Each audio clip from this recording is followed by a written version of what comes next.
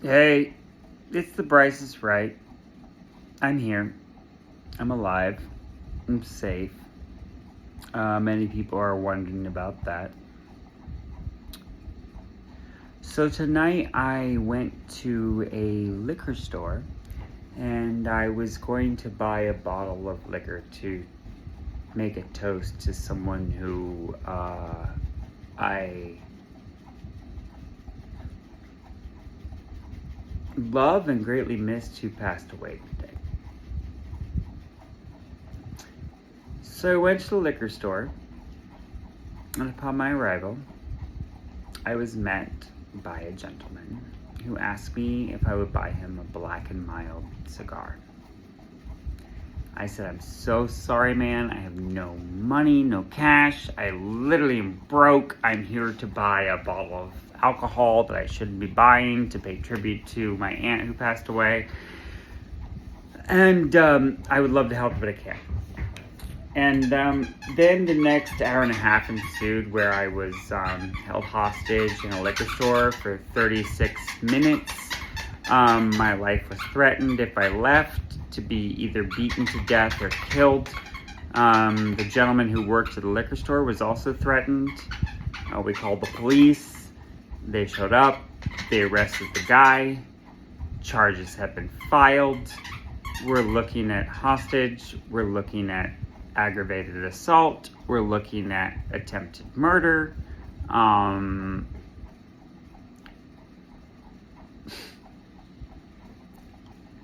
I went to work today and had a really great day of work, and I was coming home and was excited to stop by this liquor store across the street from my house that's closing in 3 days and is offering a really great deal, 15 to 50% off of their choices. And I knew I could go there and get what I needed for about $30 instead of $90.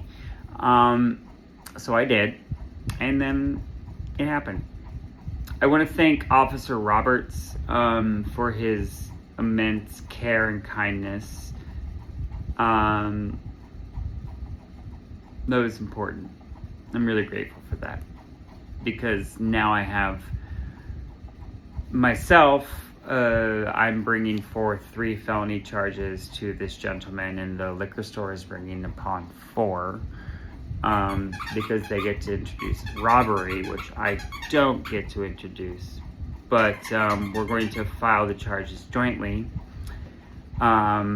to hopefully make sure that this person can never walk this earth again and do this to anybody else. I want to encourage everybody out there to be safe, be vigilant, and be aware. I was all of these things, and because of that, I was able to make an appropriate decision, hide behind racks of things and coolers to avoid being hurt.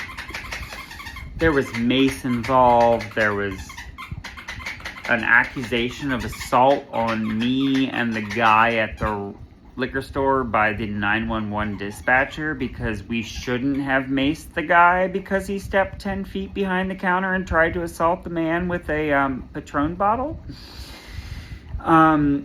That 911 dispatcher can go to hell. It was the worst experience I've ever had. And I will also be making sure that she no longer has a job. I don't want to be vicious. I don't want to be mean. I don't want to be any of those things. But what happened to me tonight was not okay.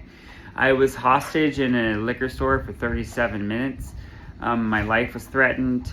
I couldn't leave. We did not know if the guy was armed or not. I'm grateful for the Long Beach Police Department for coming in to the rescue, if you will, within 5 minutes of my call. Arresting the man, and now I am the lucky recipient of going to court and testifying against somebody with 6 felony charges.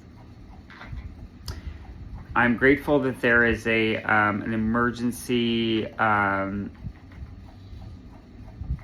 restraining order, or it's not really an RO, it's more of a violation of entry. So from the liquor store, which is a block and a half away from my house, we have a 5-block radius that if the gentleman gets out on bail, he cannot enter that block radius without breaking his charges. He's not allowed to come here. So I'm safe. I have a security system. I have a dog. I'm happy. But I just want to caution everybody out there, because this is the state of the world we're living in. This was not anything to do with party or anything. It was just fucking crazy. And, yeah. I'll digress about the 911 dispatcher. I'm going to file important claims against that person because the way that the entire situation was handled was unacceptable. Wrong. On the phone with the 911 dispatcher, I was threatened with a charge of assault, as well as the person who was defending us when he used mace to keep the guy from coming 12 feet behind the bar and wielding a bottle of Patron to beat him in the head. She wanted a description and race of everyone involved. I said, I don't know what race these people are, because I don't have a fucking DNA test kit, and I can't tell you because they could be anything. They could be white. They could be mixed white with whatever. I don't know, but that's the fact. And I also asked her if they were Hispanic, if ICE was going to be sent instead of police, because I didn't want ICE, I wanted police. She didn't think that was funny. I didn't either, because during the time I was in a full-blown panic attack. And I shared this with her, and she told me I needed to calm down. And then once I told her that she can kindly fuck off.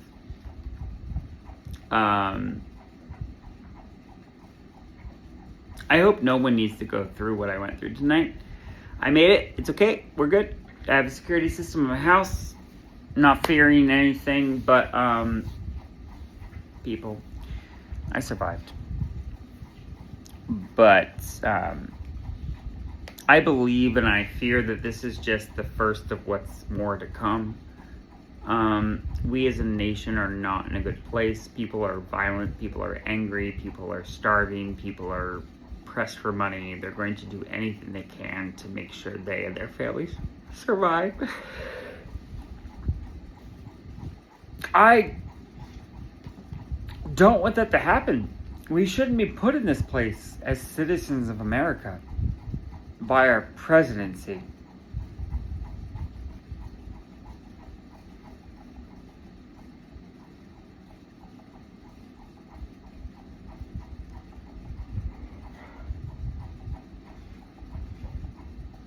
I'm not okay.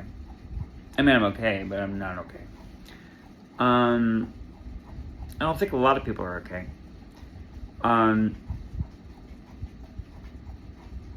Tonight I tried to disable the situation, saying, dude, I respect you, I understand what you want, I don't have the capabilities of helping you, but like, maybe in a week I can help you, but not today.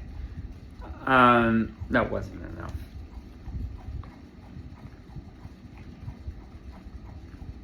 I just ask that everybody out there just takes time to pause, takes time to not be violent, takes time to understand the repercussions of the actions that they're about to commit, and also takes time to fucking stop the madness and help your neighbor.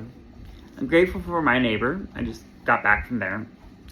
I didn't have any ice in my freezer because when I got home from the bar, I went and the liquor store, I went and put the bottle of Tito's that I bought at the bar liquor store into the cabinet that I'm not going to use for a week until my friend gets here, but like I wanted to buy it because it was cheap and cheerful, because the liquor store's closing, so they're giving percentage discounts off, and I did that. That's why I stopped there.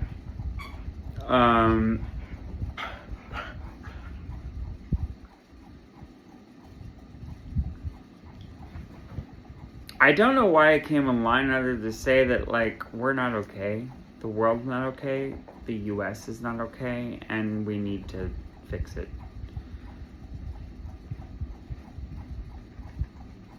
I don't know how we do that.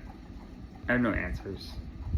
I'm looking for answers, but I'm also looking for suggestions, hope, dreams, whatever we can do to like maybe make this better. But what I faced tonight was frightening. 36 minutes of my life I was held hostage inside of a liquor store, unable to exit either side of the door for fear of losing my life or being beat to shit.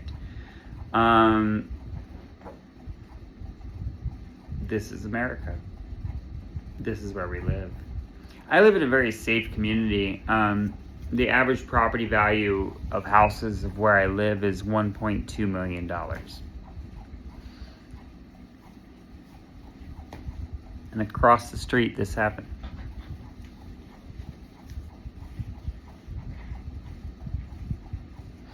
$1.2 million in California is not a lot of money. That's like entry level. But it's still a community of people who live there and are safe and pay taxes and do their job. Sorry for yawning, but I'm just tired.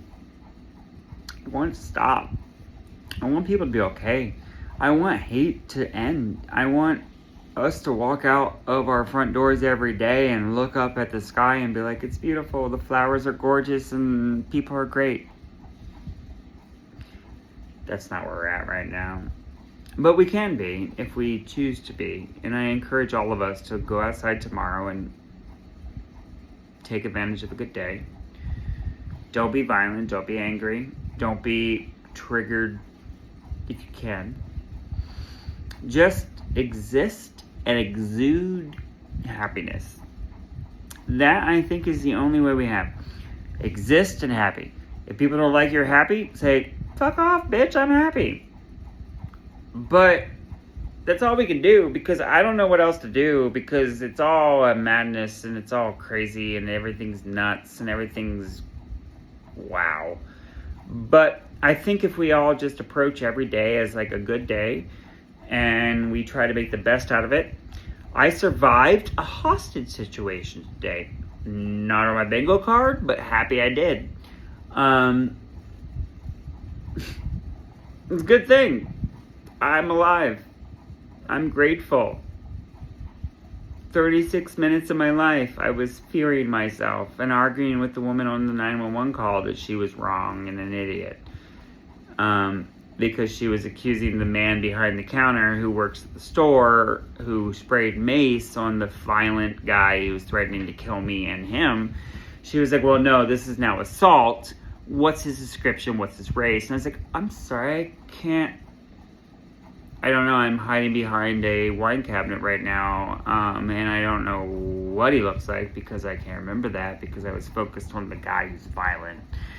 I was like, he's my age, he's very kind, and he's been defending me the entire time, and he's innocent. And if you want to charge him, I will do anything I can to make sure that doesn't happen. When the police arrived, I gave my statement. The gentleman gave his statement. His first language is Arabic. My first language is English. We didn't talk. However, both of our statements were identical. And the police officer from Long Beach was like, thank you. I was like, for what? He's like, tell the truth. I was like, how do you know? He's like, you both gave the same exact statement, like literally the same. When asked how many times the guy asked this question, you both said 6. When asked when this happened, you both said 2. When asked how many feet he crossed behind the counter, you both said to the Patron bottle. Which is funny because, like, that's not feet, that's a marker. But it worked. And now this gentleman is in jail, and he's not coming out until we go to trial because charges have been filed, and I'm proud of it.